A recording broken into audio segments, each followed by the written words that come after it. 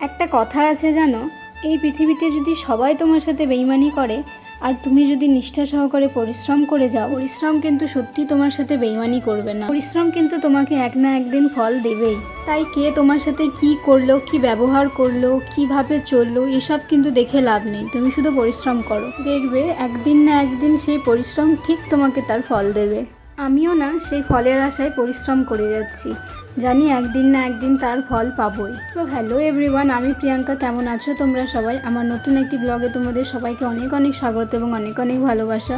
আজ না অনেক সকাল সকালই উঠেছি, ওই মোটামুটি ধরো 6টার কাছাকাছি আর কি। ও 6:30টার মধ্যে ডিউটিতে বেরোবে। তার আগে ওকে মোটামুটি হালকা পাতলা কিছু টিফিন করে দিতে হয় যাতে সে একটু খেয়ে বেরোতে পারে।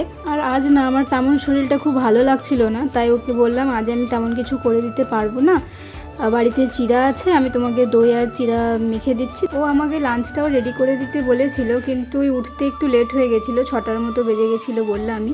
তো সে কারণে ওকে আমি আর লাঞ্চটা করে দিতে পারিনি। তবে এটাতেই শান্তি যে সকালবেলা একটু কিছু খেয়ে বেরোয়েছে, কারণ ওকে অনেকটা রাস্তা জার্নি করতে হয়।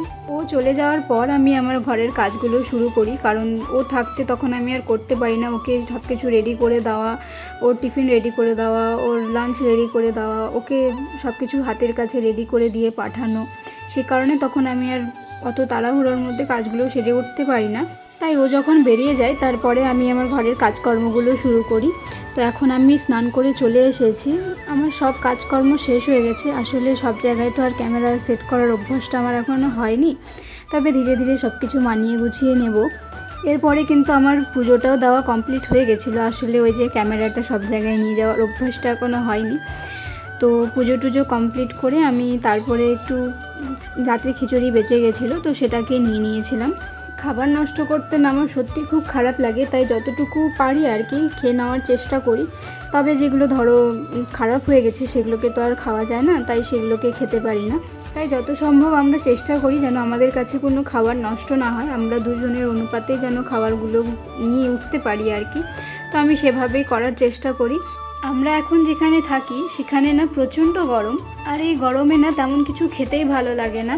তবে আজ রান্না করেছিলাম, ওই আলু ভাজি করেছিলাম আর মুসুরির ডাল করেছি, আর সাথে ভাত হবে। আর ওনা বলেছিল আজ ঠিক আছে তুমি টিফিন যখন দিতে পারো নি তাহলে আমি আর কোম্পানিতে লাঞ্চ করব না, তুমি রান্না করে রেখো, আমি একবারে বাড়ি গিয়ে খেয়ে নেব। তো এই কথাটা শোনার পর যে আমাকে এতটা ভালো লেগেছিল না, খুব খুশি হয়েছিলাম তখন জানো তো। কারণ ওর ডিউটির কারণে ছুটির দিন ছাড়া সচরাচর আমরা দুজন একসাথে বসে খেতে পারি না। তবে আজ যখন সেই সুযোগটা পেয়েছিলাম তাই খুব খুশি লাগছিল আর কি।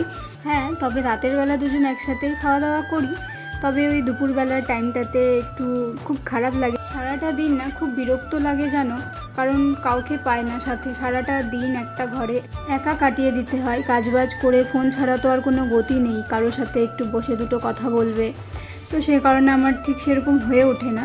তবে আজ যখন সেই সুযোগটা পেয়েছিলাম তাই আমি হাতছাড়া করিনি।